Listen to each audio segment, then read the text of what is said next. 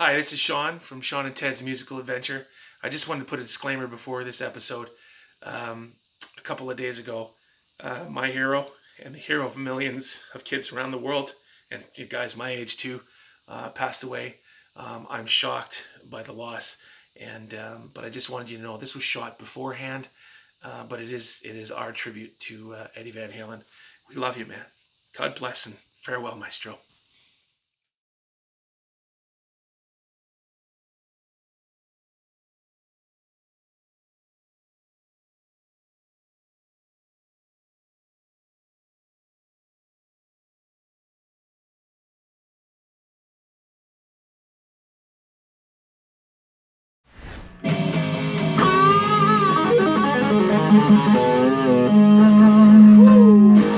Hey, this is Shawn. It's Ted. And today we're going to talk about How to get inside the mind of Eddie Van Halen. Shawn and Ted's musical adventure. Shawn and Ted's musical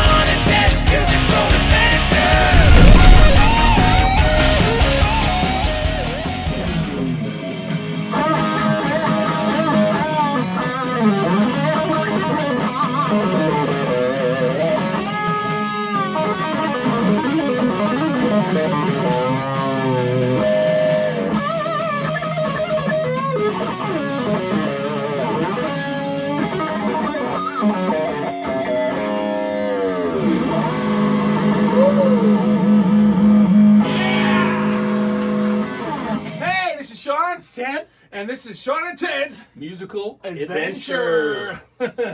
Wow, this is the episode I've been waiting for, man. Eddie. This is Eddie Van Halen. Are you in his mind or is he in your mind? He's in my mind for sure. He's been in my mind since the first time I heard him play when I was probably 12, 13 years old. Somebody came up to me. I'm going to date myself with a little cassette player.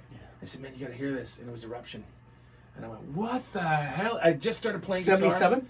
No. It was I'm not that old. It was actually they were promoting the 1984 album. Oh, okay. I didn't discover Van Halen until they had a number one hit. Ooh, Yeah, man. and what had happened was I hadn't even with that big hit and everything, they weren't really on my radar. Yeah. And all these kids, they'd come through town for the 1984 tour, and all these kids wearing the T-shirts and what is this? What's going on?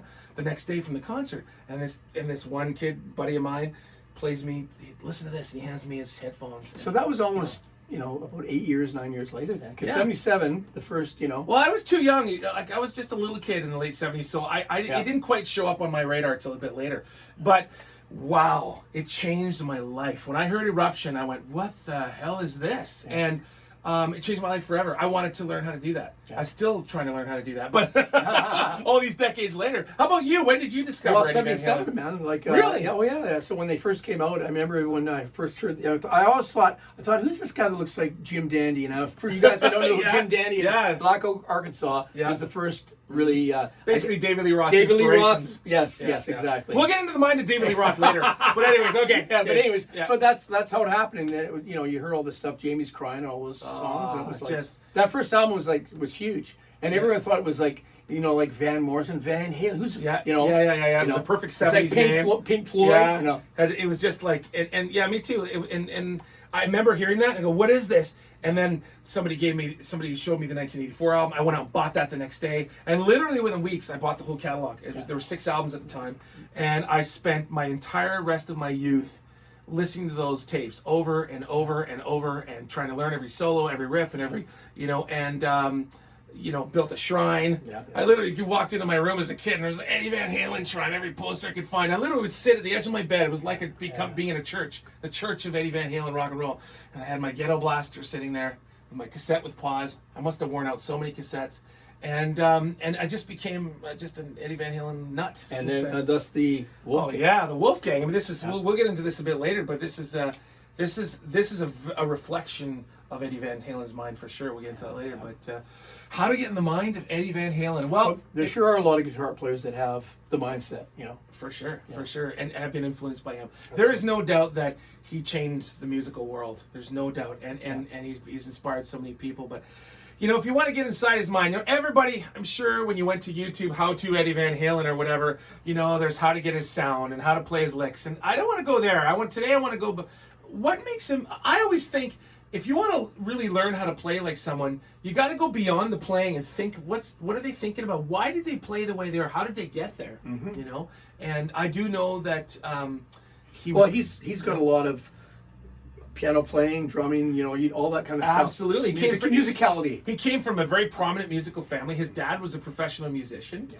And, you know, so he just grew up in that world. His mom, what's funny, though, is you would think it was his dad who was the strict one. This is really important to getting into the mind of Eddie Van Halen. But it was actually his mom, who was really a musician. But his mom was super strict. Yeah. I remember seeing interviews, and they talk about they were scared of their mom. They're like, oh, you know, and she... I'm scared of my mom. Yeah, aren't we all? I'm scared of my mom, too. Yeah. You know, may she rest in peace. But, yes. but yeah, no, so you know, I think that plays a role. That's the beginning. That's the beginning of... You know, everybody seems to think that, you know, a prodigy just comes down from the sky and is just born that way. I disagree. I think you're born with some raw talent, but I think if it's really pushed in and you get this. And his mom was apparently like a drill sergeant. They practiced every day. They had to practice their piano lessons and all that sort of thing. So that's an important thing. That's where that discipline comes from. You can see and hear the discipline. So and that's part of being inside the mind of them is practice, right? Practice. I saw another interview where he talks about, you know, everybody seems to think that, you know, we just became like this naturally, and he said, you know, practice our asses off. They practiced all they did. They just basically spent their youth practicing all the time. So how do you think he came up with the whole tapping? Well, he talks about that in a recent interview. You can hear more on it when he's in the. But for you to get inside his mind of the tapping, like. You just go. Well, I know. When you first heard that, I mean, yeah. To me, wow. What was that? I couldn't even tell what it was. It just sounded so cool and smooth. That's what I love about the tapping thing is it's so super smooth. You know, it just has this sort of. It sounds like a different instrument sometimes, and so like a saxophone player or something. Yeah. And so I think what he was thinking while he was trying to develop his style, he's an innovator. Yep. You know, even the way he builds instruments he's innovative.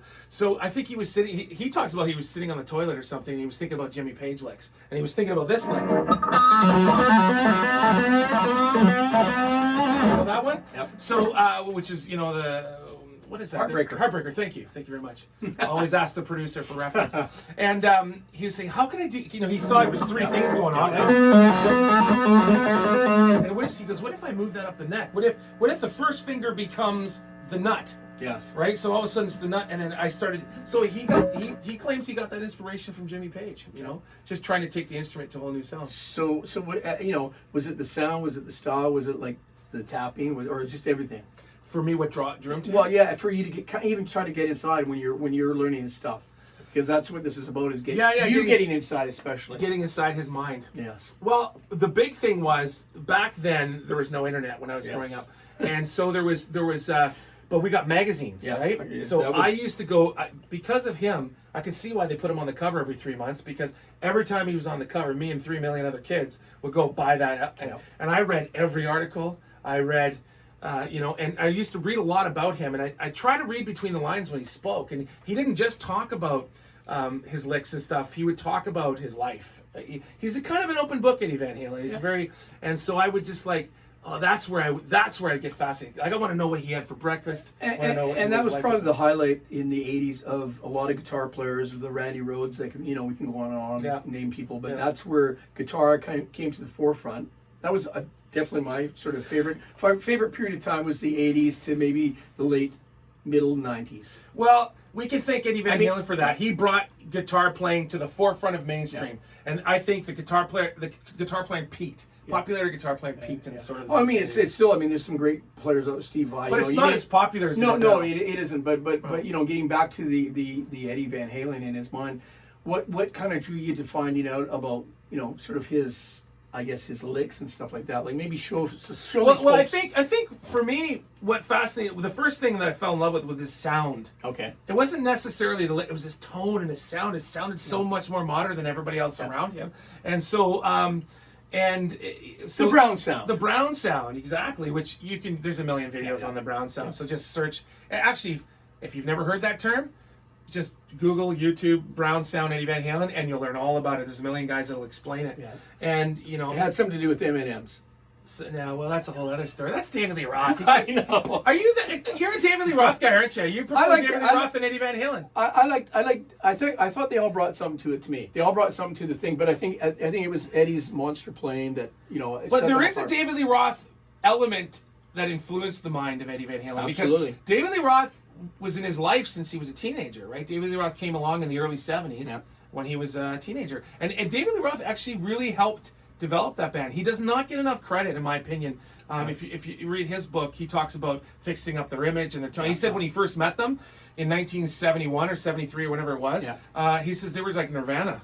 You know, they were staring at their shoes, wearing grubby clothes, and they, you know, there was no, and he brought the showbiz to them. Absolutely, and I also think he brought out his playing. I think, absolutely. You know, David Lee Roth once said, you know, all those screams I did was try to compete with Eddie Van Halen. So I think there was a competition there, and I think David Lee Roth encouraged him to be a lead player. He wasn't that kind of singer that, hey man, you're getting into my way. I think it was the other way around. Hey man, bring it out. So I think he helped develop Eddie Van Halen in a lot of ways. So give us a few of your favorite licks that he did. Oh, I remember. Just like whatever, you know. Whatever. The first solo I learned was, and I'll do a little part of it, is you know, You Really Got Me. Okay. You know, it's just You know. I just went, I had to learn that. Yeah. He does it a couple other times, that lick, but just that little lick, just nobody, even since then, nobody's done that. He's just the master of these catchy little licks that are just so cool. It's kind of bluesy, influenced by and whatever. Jazzy, and jazzy, and classical, and you know, there's just this. You know, he's got the pedal tone thing going on. So, You just do that the whole way through. That's classical. That's classical music right there. Right. So, you know, there's this classical influence. He was heavily classically influenced. They didn't talk about it a lot in the press. They were discouraged to talk about it because I guess at the time it wasn't cool or whatever. But he is an award-winning. This is really important to being inside the mind of Eddie Van Halen. He's an award-winning classical piano player. He was winning awards, like top player in California at 10 years old, 11 years old, 12 years old. Super and you can hear it later on in their sort of Sammy Hagar years with the, you know, all the piano. All that piano stuff. But you know, you got to think about this too as a musician. You don't want to stay at one level. You want to keep growing. That's part of getting inside his mind, you know. For sure. And exactly. I think in the beginning, in fact, I was going to say, although it hasn't been my favorite period when they kind of got back together with Dave, and Dave's kind of voiced, let's, you know, that's what happens sometimes. But when I watched them play the group even with Wolfgang, I thought his playing was, you know, he's back on par again because he kind of let it slide. Yeah, he let it slide. He went through some rough periods. You know, he's dealt with addiction, which is an important element of the mind. I think, you know, I think that's learned behavior. He had a dad who was a drinker as well, and you know, he talks about how at 11 years old he had a sore or something. His dad hands him a shot, and he took a shot. So, you know, at an early age, he was taught it was okay to drink. So that's part of the mindset. Mindset too, right? Yeah. You know, he said he had a hard time. I think part of the reason why he dipped for a while is he had to go sober, and he struggled with that. So he'd be sober, and then he'd go back on again, and then I think he experimented with crazy drugs later on. And but that's the sort of the curse of the genius. I was going to say, the thing I liked about him is, you know, you could play something funky like Mean Streak or something like that if you do that lick. Yeah, for people. I haven't done it.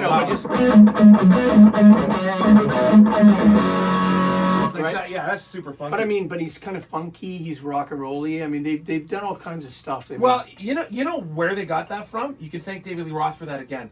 They spent 5 or 6 years playing nonstop, 6-7 nights a week, all over California, all over. That's the mindset right there. Absolutely. They learned so many covers. They would play because at the time funk was really popular. Yeah. Funk music, disco, all that stuff. Yeah. So they would do their own renditions of funk songs, and you can hear it bleed into. So that's an important thing to learn from the mindset of Eddie Van Halen is, and I think that's missing today. I think a lot of these players that you see, they're great, they're fantastic, but they learn how to play in their bedroom. They learn everything from YouTube. They don't go out into the real world. They don't learn a million people's songs, and so there you go. There's another reason. Well, and that's why one reason I know it's another player, but that's why I like Nuno. Because he had that funkiness. But too. he's basically the next generation. Yeah, he's absolutely. Well, then it'll be another mindset. We'll get into the mindset of Nuno, which will be connected to the mindset of Eddie Van Halen. But you can see how it's developed with all these different guys. But he took it to the next level. I was going to say, but the thing I think he realized about a lot of these players is they don't have just, it's not just rock and roll. It is classical. It is funk. It is, I mean, they did a Linda Ronstadt song, you know. Absolutely. You know? Like, those guys were not afraid to play anything in the 70s. They were a working band. You know, David Lee Roth says, he likes to joke, he says, there was no development phase. We were already developed. We were just playing the clubs for a long time. And so that's really important to be inside the mindset. And he has a very open mind to music. I was going to say, and don't you think this is part of the mindset too, the whole locking nut thing? I mean, that's a big innovation. Well, he basically, and the drop D he went thing. to Floyd Rose and said, he invented this. I mean, he inspired it. He inspired it. He you know, the whole, this is why it stays in tune. You're not gonna, and then I can, you know, and it stays in tune. And the Eddie Van Halen face. You gotta have that. You know. But so that's all part of being inside the mind of Eddie Van Halen is practice. He got there by just discipline and practice and hard work and not being afraid to keep an open mind to all styles of music. He's not a musical snob at all. And then he claims that he never really, as he evolved, he stopped listening to other people's music. I'm not sure if I believe that. I think he's a bigger fan of music than he lets on, but you know, whatever. But yeah, that's the mindset is just basically he's a very ultra disciplined, hardworking, but then he also grew up in a really cool time of access, and it's what a great time to grow up in the 70s, you know. And I mean, there's all kinds of stuff we could talk to, but I think we should just do some playing out and let these folks kind of go discover them. Yeah, go discover them. Go Google YouTube the Brown Sound. Go you know, go listen to his. Study the evolving. Listen to the first album. Listen to the last record, and because that's all part of our musical journey is discovering all these guys and kind of bring it to let other people know about what's going on in music. For sure, man. The adventure, man. Of music. So that was how to get inside the mindset of Eddie Van Halen. So subscribe. What else do we have to do? Subscribe, like, share. Leave some comments. Let us know which mind you want us to get into and talk about. That's a good one. Yes, absolutely. Guitar player. There's so many. This is it's an endless journey. We plan on keeping this going. So let's do a little jamming. Let's jam. And should we tell them about our next one? Yes. Fake it till you make it, or what? No. I think we should.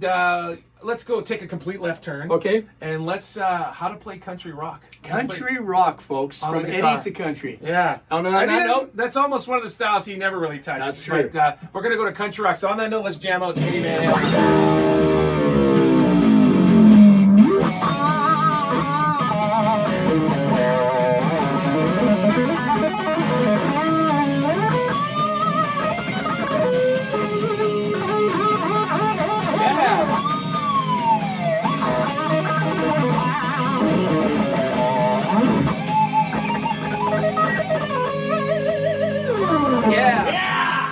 Take it easy, folks. Till next time. Shawn and Ted's music.